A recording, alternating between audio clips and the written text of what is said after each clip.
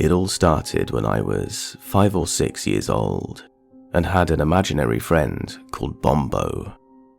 He was a small Victorian boy who lived with his mother, who I said lived under the floorboards in the house I grew up in. I used to talk and play with him all the time, teaching him about things like my Velcro shoes and some toys I had. It was no secret to my family who Bombo was, and even what he looked like from how I described him. One day, my sister, who was 14 years old at the time, went back upstairs to our shared room after a family day out and saw him standing in the corner of the room, staring at her, exactly how I had described him, even down to the detail of his clothes. A few years passed, and I was now 10 or 11 years old. Our family had moved house a couple of times, and now lived in a 3-story house in a village just outside of my hometown. I always had a weird feeling about that house from the moment we moved in, but I didn't think much of it, over the excitement of having my own room on the top floor with a skylight. After a few months, things started to get strange. Things disappearing, hearing footsteps in the middle of the landing at night, etc. These experiences progressively ended up getting stranger, with sounds like nails being dragged up the railings on the top floor getting worse and worse, as well as some nights my little sister, 3 at the time, screaming, saying that there was a man growling at her in her room, although my family put this down to an overactive imagination and didn't think anything else of it. It was quiet for a couple of months before everything came back again, but this time it was so much worse. This was the first time I saw it. One night, I was in my room watching TV and getting things ready for school for the next day. Out of the corner of my eye, I saw it, a face peering in at me through my skylight.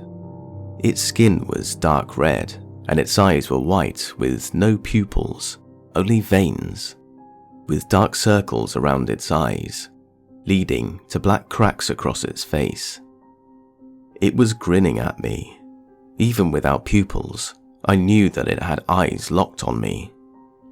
Needless to say, after a few seconds of initial shock, I ran downstairs to the rest of my family and refused to go back to my room. Shortly after this, my older sister, who had given birth recently and was living with us temporarily, had her own experience. As she was sleeping one night, she heard a knock on her door at between 2 to 3 a.m. Thinking that I was the one knocking, she shouted "What?" twice with no response. The door flung open after a few seconds with such a force that the dresser had dented the floor from the impact. No one was there. Shortly after, we moved again for personal reasons to the house that we have now been in for years. And for years, there were no unusual experiences, other than the occasional sound of footsteps, nothing that couldn't logically be explained. When I was 18, my sleep schedule was the same as any teenager, waking up around noon and going to bed 3 or 4 a.m. This one night in particular, I was up doing the same as always, listening to music, watching films, etc. At midnight, I went downstairs to the kitchen as usual to get some snacks. On my way back out of the kitchen, I saw it again, standing behind the front door, looking in through one of the glass panels, was the same face I saw all those years ago.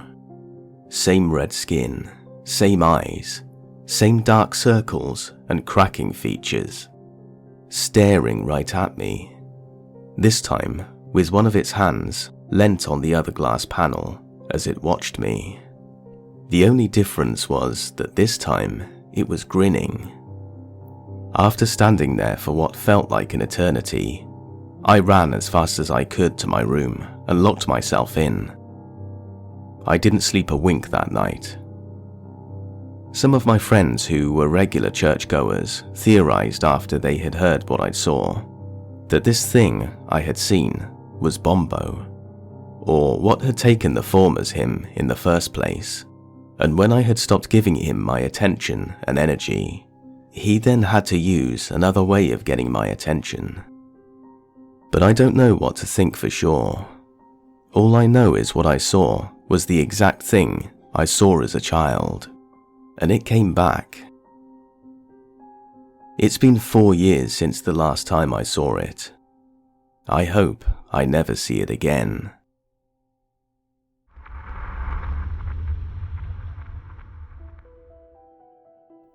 Since as long as I can remember, I've always had some sort of paranormal experience. It seems like every house I've lived in, I've either felt or saw something unexplained. Old or new house, it doesn't matter. I remember when I was about 6 years old. My family had moved up from California to Washington, and we stayed with my aunt until my parents found a home. I remember always feeling like I was being watched, or I felt uncomfortable in certain areas of the house. The room we slept in had the attic access that would constantly pop open randomly. I didn't understand what I was feeling then until my older sister confirmed her experiences much later. Like I said, I always remember some sort of experience anywhere I've lived. I've seen a translucent woman float/hover from my bedroom door to the window. That one didn't scare me for some reason. I've seen items move with no explanation, and I've heard whispering voices when no one was around. I saw a creepy grey face with black holes where the eyes should have been, and a gaping mouth peek through our front door window. That terrified me. In that same house, I had something come up behind me and growl or breathe angrily in my ear a few times. Those experiences finally went away after my mum had the house blessed. She was also sensitive to the paranormal and would tell me that to spirits or ghosts or whatever, you're like a beacon or light in their darkness if they know you can sense them. Fast forward to now, and I have my own family and we own a house that was initially a farmhouse built in the 30s, but was completely redone. The only thing original is maybe some beams. It was also relocated down the street from where it originally sat. When we first looked at the house, I didn't have any weird feelings about the house, so we bought it. At night, I noticed that I felt like something was watching me. At first, it was certain rooms. I'd see movement out of the corner of my eye or would feel like something was standing behind me. It's always worse at night. Recently, I've woken up in the middle of the night for the past couple of months or so, and I've seen shadows dart around the room. I've seen a static/mist thing hovering above me or somewhere in the room. I've also been seeing a shadow figure in the room. The one that creeped me out the most was waking up to one leaning over me. It startled me. Then for a split second, I thought it was my hubby saying goodbye before he left to work, only to have my hubby walk into the room and the figure disappear right then. I also want to note that right before it disappeared, it looked like it tried to swipe at me. My 2-year-old has also recently become very frightened of going to bed and has stared at something in his room very frightened. I don't know what it is or what to do. Is it me? Or the house? I've been a little more sleep deprived lately due to a new baby, so maybe it's that? Although, I also saw a shadow figure in our previous house, but not like this. With COVID, there's no house blessings, and this is starting to frighten me, especially if it's now affecting my son. I've tried sage and prayers, lighting candles, demanding it to leave. Nothing helps. Any help or suggestions would be great.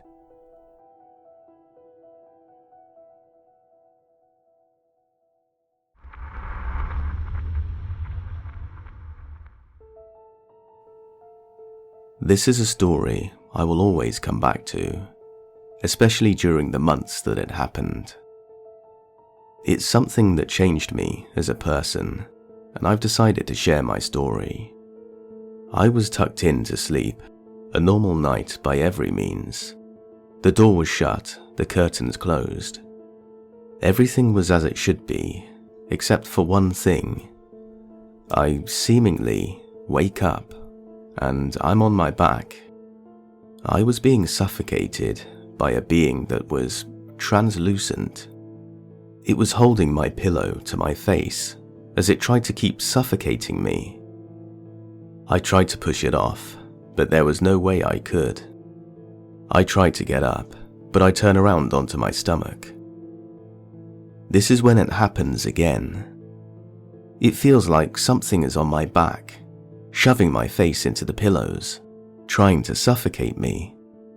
I've had sleep paralysis before, but nothing was like these 2 times. I wake up finally, and I turn to the corner of my room. A tall figure who is cloaked all in black is in the corner. A brimmed hat on his head, eyes glowing red. I stared at it for what must have been a split second before turning the lights on. It disappeared after that, but I couldn't sleep. I told this to my mum, and she recounts the time that she had seen a man with a hat in the hallway close to my room. She didn't seem to question this at the time, and even went right back to sleep after it happened. I still have no explanation for what happened, and I don't think I ever will. It's been years since the encounter, and it still terrifies me to this day. My neighbour ultimately had similar things happen, and after the burning of an old cabinet, the Hat Man left and has never been seen here again, and hopefully never will be.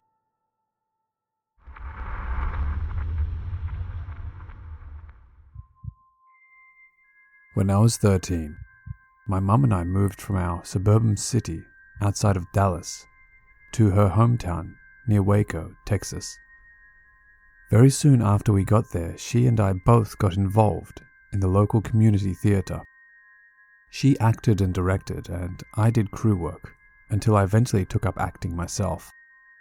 The main theatre was actually a corrugated steel addition to a much older brick building. The older building was once a college, but now served as a general arts center. The building has a reputation of being haunted. Performers and crew members had all experienced something. Lights getting shut off, whispers behind them, shadow people, etc. My first experience was when I was 13. My mum was practicing on stage, as we did most weeknights, and I was in the green room. The green room served as a sort of lounge for people who weren't on stage or needed immediately backstage. I was there doing homework. Suddenly, I could hear children laughing. This wouldn't be too surprising. The couch I was seated on was directly against the exterior facing wall.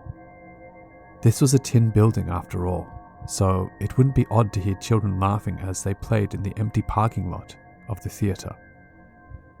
The laughing persisted, however, and got louder. I decided I would investigate. So I got up and opened the exit door. Immediately the laughter stopped.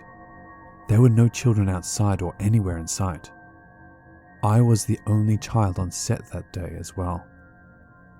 I shook off the odd feeling and turned to go back to my homework. As I turned, I saw, in the doorway to the backstage corridor, the silhouette of a girl.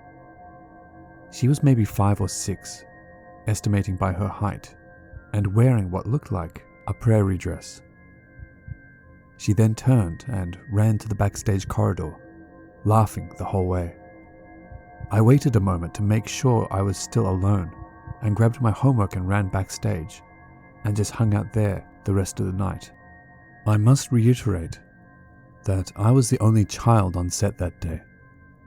The play took place in modern times and did not call for any cast to be wearing prairie dresses.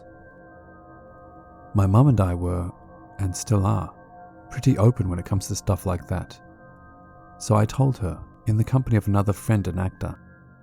My mum's friend perked up immediately and said that she had seen the girl multiple times and that it was rumored to be the daughter of one of the college presidents who fell off the roof of the building and died. She said that the girl was a prankster, that she would turn off the lights in the room that you were in or move your things to another part of the room when you weren't looking. However, she only did these things when you were alone. She said that she was once on top of some scaffolding, painting a set facade, when the lights suddenly turned off and she could hear the girl giggle immediately after the room fell silent. She had to, in the darkness, navigate the scaffolding, carefully climb down the ladder, and go all the way across the theatre to turn the lights back on. This is just one experience I had. I have plenty more of my own experiences and stories others have told me if y'all are interested. I just didn't want to make this post a giant wall of text.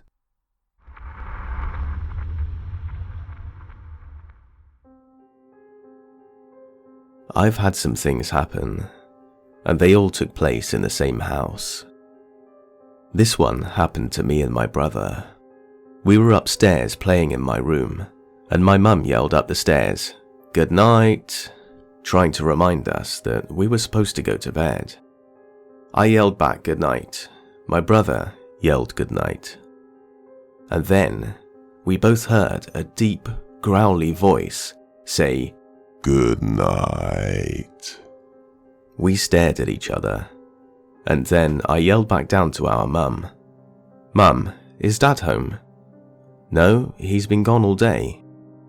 Then we booked it downstairs, and were never able to find out where that creepy voice came from.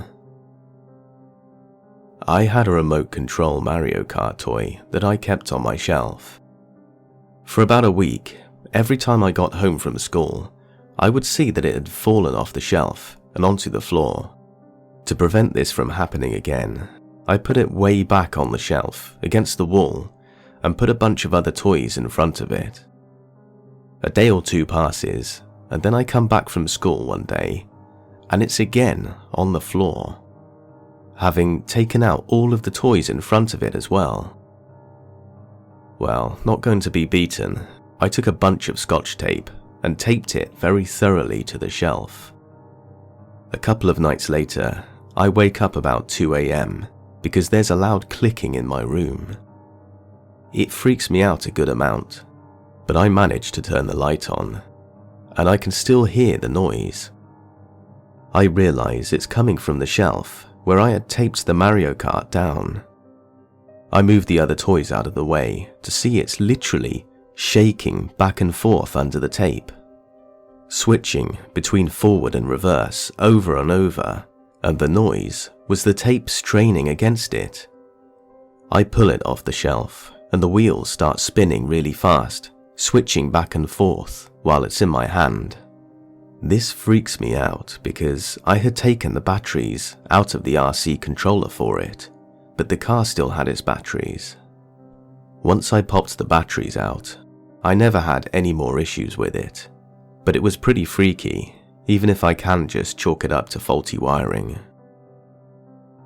One morning, I wake up and a stuffed animal I had had on my large headboard, underneath several others, was at the foot of my bed by my still closed door.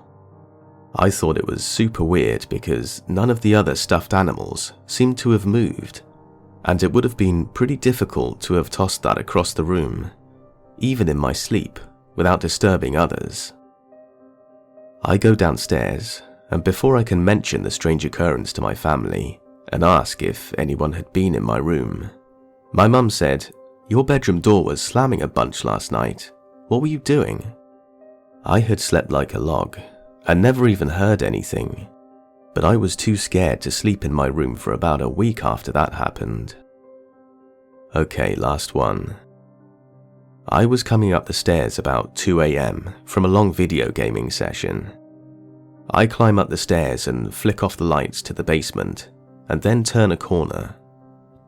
Out of nowhere, I hear rushed, light stomping like a child's from the empty basement I had just left.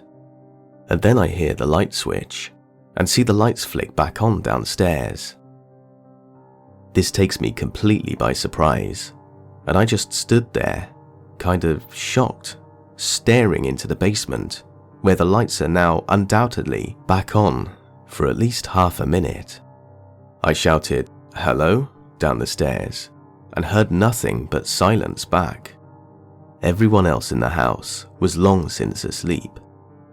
I went slowly back down the stairs, in spite of how many horror movies I've seen, and slowly checked every nook and cranny of the basement without finding anything unusual, aside from the light switch downstairs having been flicked on.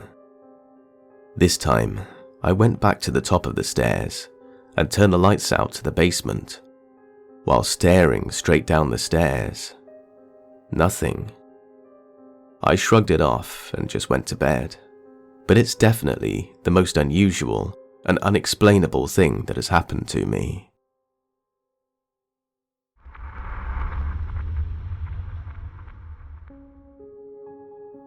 This may be a long one, but it is all true. I just want to point out that I'm 28 years old, never taken drugs, I don't drink alcohol, don't smoke, and I have no medical background for anything aside asthma. Nor do I suffer from any mental stress, example, depression or such.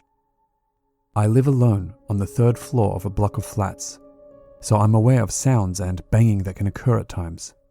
I want to mention that all for the authenticity and reasoning for what I'm about to write, and I do hope you all find it interesting and worth the read. I'll list the odd events and experiences to the best of my memory, chronologically, and I'll keep it as genuine and down to earth as it can be. So let me start. Being watched. It literally had been a week since I moved out of my parents' house, and I was just getting used to my own independence for the first time ever. Bills, doing your own shopping, setting in, when you end up living alone for the first time. There was no more hand-holding. It was all exciting and worrying to me. However, these nights were when I began to feel as though I wasn't alone. I can't explain it, but it all started with this feeling I had in my gut that something in the corner of my bedroom was just standing there and staring at me. Every single night. It was just nerve-wracking and so uncomfortable. I decided to instead begin to sleep on my sofa. I lived on my sofa for a few months, and I began telling my family of my experiences. They blew me down, telling me, "You're just scaring yourself. It is your first time living alone and your mind is playing tricks on you." I understand their point. However, a few days later after that, it got even worse. I began experiencing it again, only this time opposite the sofa I was sleeping on. Like it had followed me. This time again in the corner of my living room, and it felt much stronger this time. It happened more than once, and at the time I noticed and felt it. I would stare back for minutes on end to see if I could see anything. I may have been tired, but I do remember seeing like a black mass or shape in the dark corner on the odd occasion.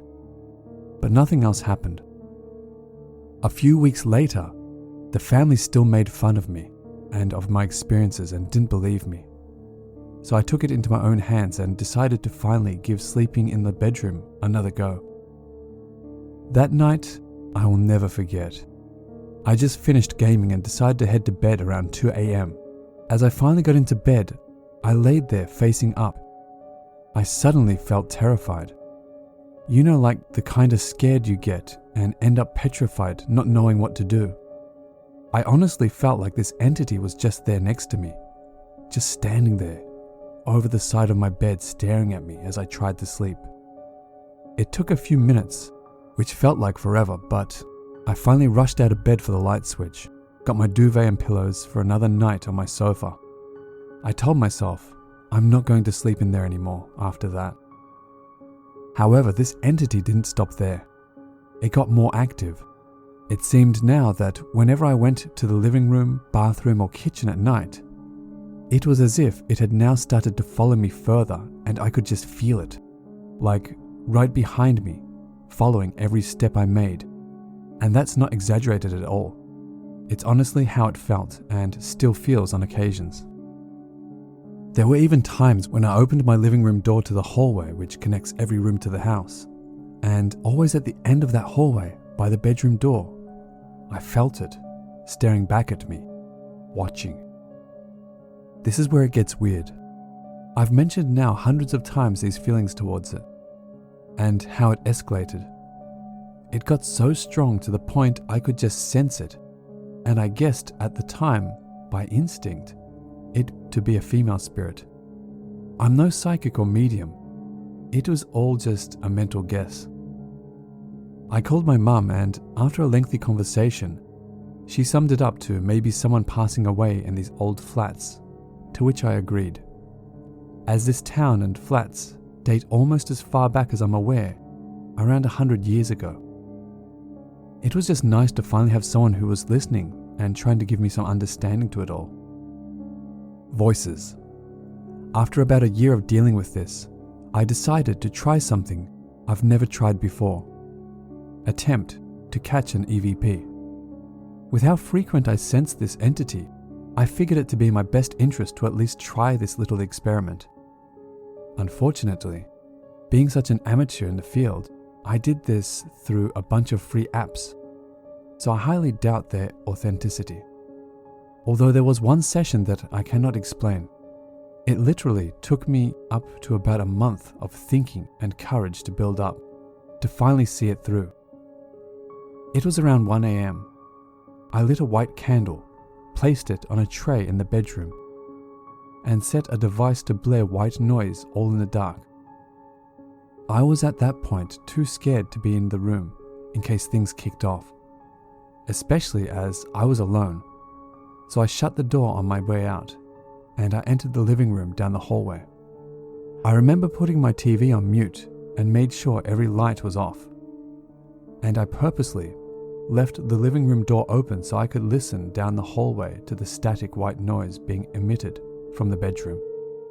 A few minutes passed and I could hear it. The sounds of female whispering from the hallway. I couldn't believe it. I was amazed and also kind of scared. I couldn't make out the whispering, but I know I heard it. The whispering went on for about 10 minutes. That was before I hit the lights and pulled the plug on the whole thing. Have others had any experiences? Yes. My younger brother stayed one night with his girlfriend and witnessed an iron fall off a board on its own. They haven't said much about the incident other than they believe now. My mum and her other half came round to sort of investigate. Strangely, their phone batteries both immediately died after reaching the corner of the bedroom. This was witnessed by all of us. My sister, who was a skeptic, stayed the weekend. She said she had very weird dreams, and one day when she was there alone, she decided to try asking questions through a recorder, trying to capture an EVP, and she did. The EVP came through as, "Can you see me?" which frightened and shocked her. She sent it to all her friends, which I know surprised even them. Unfortunately, I never got a copy of it, but was enough to convince her and them. After all this, finally the family believed me about what I was dealing with. Other odd happenings. I've never had anything menacing, although there are a few odd things that just tend to happen. I've heard knocks on my front room door. This is very, very rare, and it does scare me when it does happen, as I'm the only one in the flat. I once told myself to open the storage cupboard door to see if I would see anything one day. And when I did, I could have sworn I saw a large black mass move. I immediately shut the door closed and said out loud, I shouldn't have done that. Very recently, I was woken scared to death as I tried sleeping in the bedroom again. However, at 3 a.m, I was woken by a large bang on the wall above my head where I slept. It definitely wasn't the neighbor next to me, as that wall is linked to my storage cupboard. It scared the hell out of me. as it was so loud. I opened the door the next day and nothing had fallen in it at all, and nothing could have made the sound the way it did. And the sound certainly came from in there. Another recent weird event to happen was when I was running a hot shower. It was steaming for a solid 5 minutes before I tried adjusting the faucets to the right temperature. With the small bathroom, all the mirrors were steamed up and the bathroom temperature was hot, apart from one spot, which was really cold. I placed my hand and arm in the spot and got goosebumps, but everywhere else was warm from the shower. It was kinda new and exciting, especially as the cold spot just went after I noticed it. The apparition. Yep, it did happen, and only once in these 5 years. I just got home from my late shift at work around 11 p.m, and I just want to explain that as you open the front door, you enter straight into the hallway, and on the left, there's the front room, then the kitchen, and so on. As I opened the door, I turned to my left and hit the light switch. But before I did, I saw her. It was literally for 10 seconds.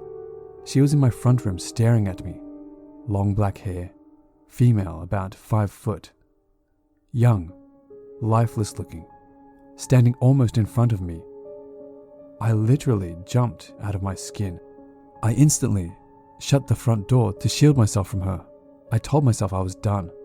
I'm not staying the night. After a minute, I rushed the door open and hit the light, gathered a few things, and stayed around at my friend's house. After all the experiences, gut feelings, odd happenings, I seem to have guessed right all along that I am not alone. All the events I've mentioned are probably the most concrete stuff that have happened in the past 5 years. I still live at this property. I've spoken to the spirit out loud, saying it's welcome to stay, as it doesn't feel like it's evil. And it was there before me. Either way, I just want to be respectful.